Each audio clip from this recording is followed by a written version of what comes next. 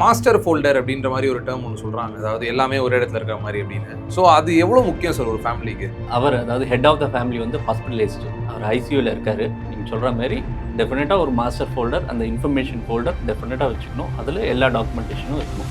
ஜென்ரலாக மொத்தமாக ஒரு 5 ஃபோல்டர் வந்து ரொம்ப ரொம்ப இம்பார்ட்டன்ட் எல்லாருக்குமே.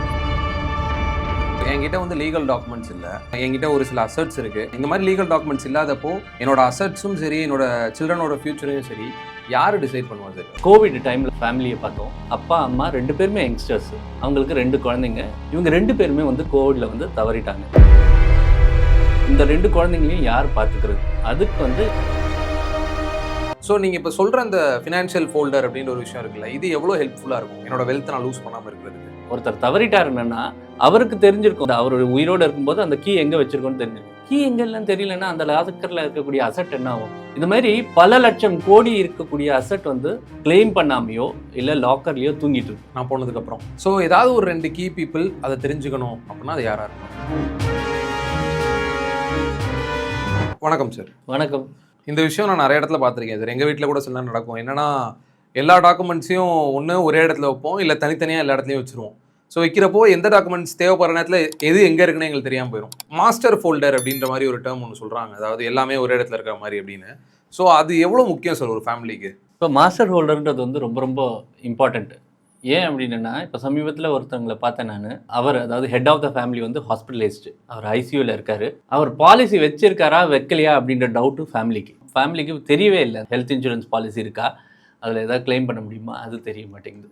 2வது விஷயம், இன்னொரு ஒரு சில நேரங்களில் நம்ம பார்க்குறது வந்து ஒருத்தர் வந்து அவருடைய லைஃப்க்கு அப்புறம் அவங்க ஃபேமிலி கிட்ட அந்த ப்ராப்பர் டாக்குமெண்டேஷன் இல்லை அப்படின்னா அவருடைய அசட்ஸை வந்து கிளைம் பண்ணுறதும் ரொம்ப ரொம்ப கஷ்டம். இதுக்கு நீங்கள் டெஃபினட்டாக வந்து ஒரு மாஸ்டர் ஃபோல்டர், நீங்கள் சொல்கிற மாதிரி டெஃபினட்டாக ஒரு மாஸ்டர் ஃபோல்டர், அந்த இன்ஃபர்மேஷன் ஃபோல்டர் டெஃபினட்டாக வச்சுக்கணும். அதில் எல்லா டாக்குமெண்டேஷனும் இருக்கணும். இப்போ நீங்கள் ஒரு பர்சனோட லைஃப்பை வந்து பிரேக் டவுன் பண்ணணும், அதாவது இந்த மாதிரி ஒரு ஸ்பெசிஃபிக் கேட்டகரிஸில் பிரேக் டவுன் பண்ணணும் அப்படின்னா என்னென்ன ஸ்பெசிஃபிக் ஃபோல்டர்ஸ் கிரியேட் பண்ணுவீங்க சார் அந்த காமன் மேனுக்குன்னு? ஜென்ரலாக மொத்தமாக ஒரு 5 ஃபோல்டர் வந்து ரொம்ப ரொம்ப இம்பார்ட்டன்ட் எல்லாருக்குமே. இது பொதுவாக பொருந்துறது. ஒரு சிலருக்கு வந்து கொஞ்சம் அடிஷன்ஸ் இருக்கலாம். முதல் ஃபோல்டரில் வந்து ஐடென்டிட்டி டாக்குமெண்ட்ஸு, அந்த விஷயங்கள் வந்து ரொம்ப இம்பார்ட்டண்ட்டாக வச்சுக்கணும். அதாவது நம்ம பேனு இந்த மாதிரி விஷயங்கள். 2வது விஷயம் வந்து லீகல், இந்த மாதிரி வில் ஏதாவது வச்சுருந்தாங்கன்னா அந்த டாக்குமெண்ட்ஸ் வந்து வச்சுக்கணும். 3வது வந்து ஃபினான்ஷியல், உங்களுடைய இன்சூரன்ஸ் அல்லது இன்வெஸ்ட்மெண்ட்ஸ், இந்த விஷயங்களை வந்து ப்ராப்பராக வச்சுக்கணும். அடுத்தது வந்து ப்ராப்பர்ட்டி, உங்களுடைய ரியல் எஸ்டேட்டு, இந்த விஷயங்களை வந்து ப்ராப்பராக வச்சுக்கணும். 5வது வந்து டிஜிட்டல் அப்படின்னு சொல்லுவோம். டிஜிட்டல் அசட்ஸ் இருக்கிறது வந்து ப்ராப்பராக மெயின்டைன் பண்ணணும். இது எல்லாருக்குமே பொருந்தும், எல்லாருமே வந்து நிச்சயமாக வச்சுக்கணும். சார், இப்போ நம்ம ஆதார் அண்ட் பேனுன்றது எல்லாருமே கூடயே தான் வச்சுருக்கோம், இல்லை ஏதோ ஃபோன்லேயே ஏதோ ஒன்று வச்சுருக்கோம். பட் இருந்தாலுமே ஒரு சில டாக்குமெண்ட்ஸ் வந்துட்டு நம்மளுக்கு ரொம்ப தேவைப்படும், நம்ம தேடவும் ரொம்ப ஸ்ட்ரகிள் பண்ணுவோம். அப்படி இருக்க விஷயங்கள் என்னென்ன சார்? இப்போ ஆதார் பேனு நார்மலாக வச்சுருப்பாங்க.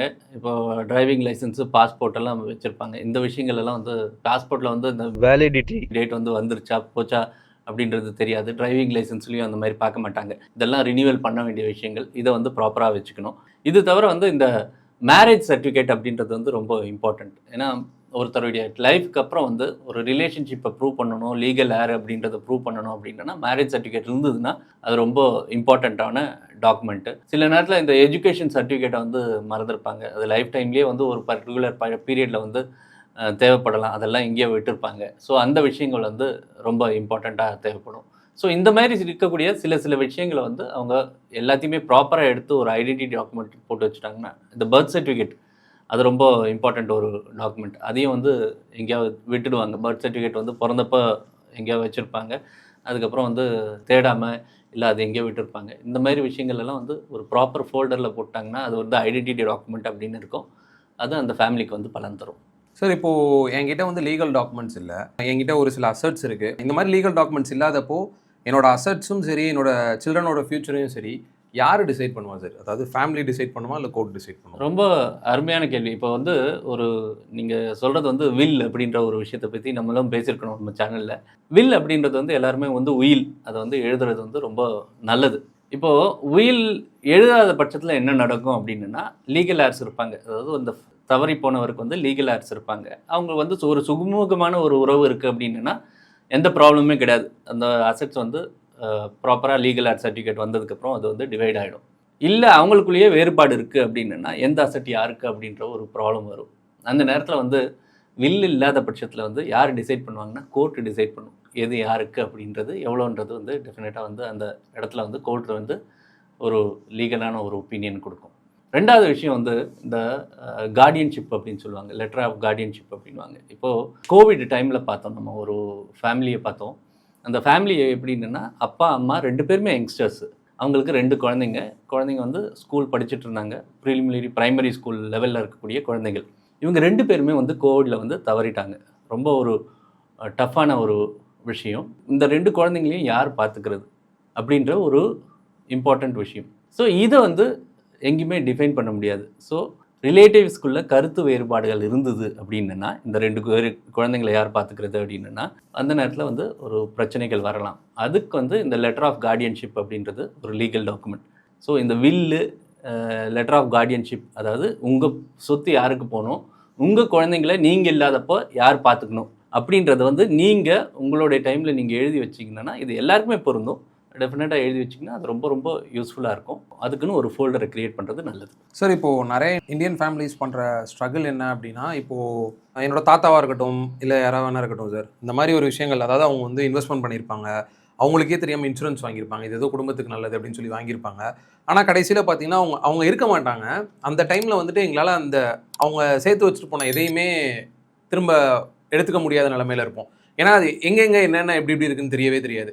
ஸோ நீங்கள் இப்போ சொல்கிற அந்த ஃபினான்ஷியல் ஃபோல்டர் அப்படின்ற ஒரு விஷயம் இருக்குல்ல, இது எவ்வளோ ஹெல்ப்ஃபுல்லாக இருக்கும் என்னோட வெல்த்தை நான் லூஸ் பண்ணாமல் இருக்கிறதுக்கு? ஸோ இந்த ஃபினான்ஷியல் ஃபோல்டர் அப்படின்றது வந்து ரொம்ப இம்பார்ட்டண்ட் விஷயம். இதில் நீங்கள் என்ன வச்சுக்க போகிறீங்கன்னா, உங்களோட பேங்க் டாக்குமெண்ட்லேருந்து எல்லாமே வச்சுக்க போகிறீங்க. உங்களோட பேங்க்கில் எந்தெந்த பேங்க்கில் சேவிங்ஸ் பேங்க் அக்கௌண்ட் இருக்குது, எங்கே எஃப்டி இருக்குது, எந்த கம்பெனிஸில் எஃப்டி இருக்குது, உங்களுடைய பேங்க் லாக்கர் எந்த பேங்க்கில் இருக்குது, அதோடைய கீ எங்கே இருக்குது, அது வந்து எங்கே வச்சுருக்கிறீங்க, இந்த விஷயங்கள் எல்லாம் யாருக்காவது தெரியணும். இது தவிர மியூச்சுவல் ஃபண்ட்ஸ் இருக்கும், உங்களுடைய இன்சூரன்ஸ் அசெட்ஸ் இருக்கும். இதெல்லாம் வந்து என்ன பேரில் இருக்குது, யார் பேரில் இருக்காங்க, யார் நாமினி, இந்த விஷயங்கள் எல்லாம் ப்ராப்பராக எடுத்து ஒரு ஃபோல்டரை வந்து நீங்கள் போட்டு வச்சிங்கன்னா, ஒருவேளை நமக்கு ஏதாவது ஆகிற பட்சத்தில் வந்து அந்த ஃபோல்டர் வந்து நமக்கு நம்மளுடைய லீகலாரோ நாமினியோ எடுக்கும்போது அந்த ஃபோல்டரில் இருக்கக்கூடிய நாமினிஸ்க்கோ இல்லை லீகலார்ஸ்க்கோ ப்ராப்பராக இந்த அசெட்ஸ் போய் சேர்றதுக்கு ரொம்ப ரொம்ப யூஸ்ஃபுல்லாக இருக்கும். ஃபார் எக்ஸாம்பிள், இப்போ லாக்கர் இருக்கும், நிறைய பேருக்கு வந்து லாக்கர் இருக்கும். லாக்கரோட கீ எங்கே இருக்குன்றது தெரியாது.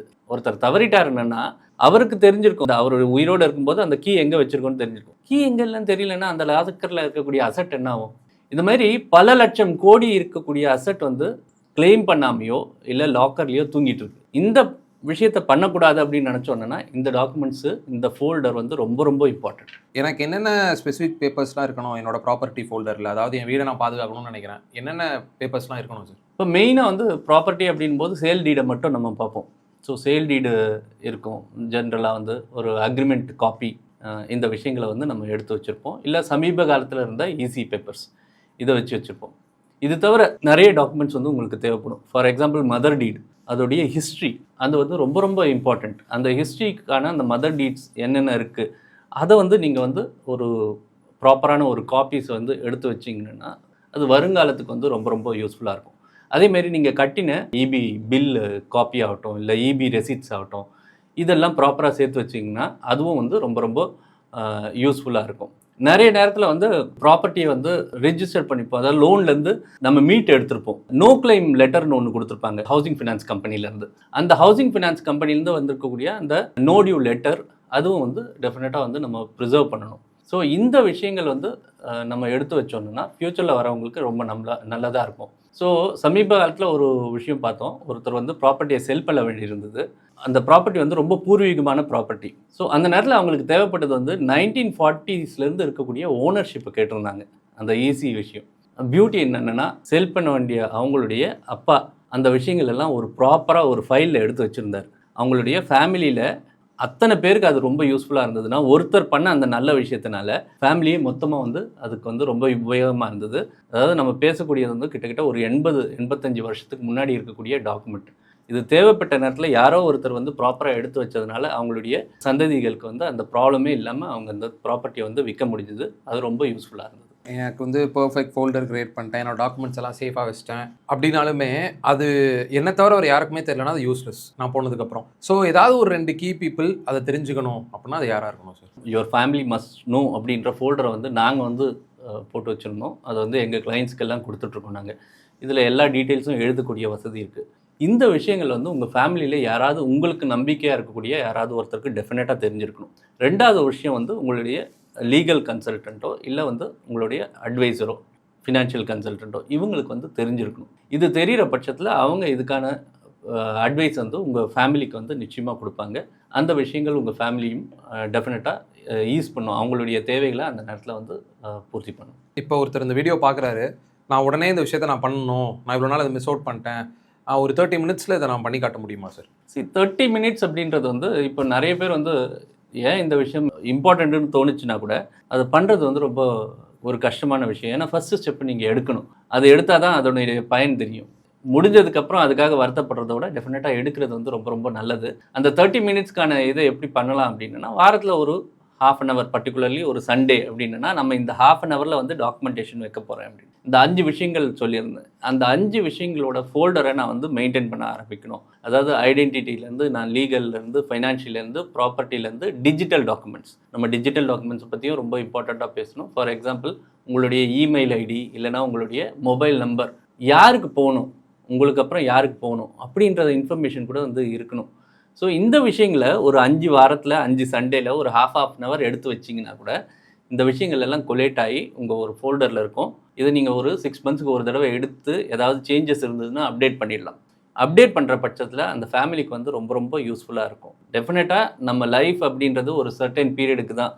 அதுக்கப்புறம் நம்மளுடைய அசெட்ஸ் வந்து ஃபேமிலிக்கு போகணும் அப்படின்ற எண்ணம் ஒவ்வொருத்தருக்குமா இருந்ததுன்னா இந்த விஷயங்களை பாதுகாக்கிறதுல ரொம்ப ரொம்ப நல்லது. அதுக்கான முயற்சியில் இன்றைக்கே ஆரம்பிக்கிறது நல்லது. ஓகே சார், ரொம்ப நன்றி சார். ரொம்ப ரொம்ப நன்றி. தேங்க்யூ.